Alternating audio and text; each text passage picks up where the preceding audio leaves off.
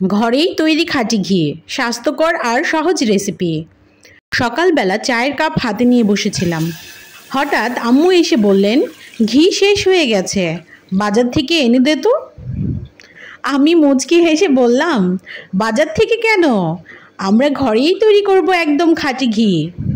আম্মু তো অবাক, কিভাবে? ব্যাস শুরু হয়ে গেল আমাদের আজকের ঘরেই তৈরি খাঁটি ঘি মিশন। প্রথমেই 1 লিটার দুধ নিলাম, কম আঁচে জাল দিতে লাগলাম। কিছুক্ষণ পর দেখলাম দুধের ওপরে একটা পাতলা সর জমেছে।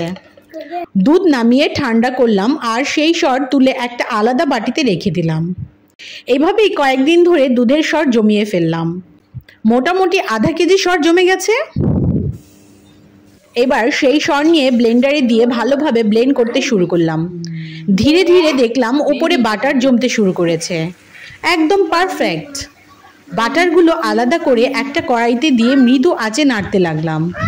ধীরে ধীরে বাটার গলে সোনালি রঙের ঘি তৈরি হতে লাগলো। পুরো রান্নাঘরে একটা অপূর্ব খাঁটি ঘিয়ের গন্ধ ছড়িয়ে পড়ল। সেই মুহূর্তে আম্মু বললেন, ওরে বাপরে, এটা তো একদম পারফেক্ট খাঁটি ঘি। অবশেষে ঘি ছেঁকে কাচের বয়ামে ঢেলে ফেললাম। বাহ, এত সহজে মাত্র 2টি উপকরণে ঘি বানানো যায়। বন্ধুরা, যদি আপনিও বাজারে কেমিক্যাল মেশানো ঘি এড়িয়ে একদম ঘরোয়া পদ্ধতিতে খাঁটি ঘি বানাতে চান, তাহলে দেরি না করে ট্রাই করুন। ভিডিওটি ভালো লাগলে লাইক দিন, কমেন্ট করে জানান কেমন লাগলো। আর নতুন নতুন হেলদি রেসিপির জন্য চ্যানেলটি সাবস্ক্রাইব করতে ভুলবেন না।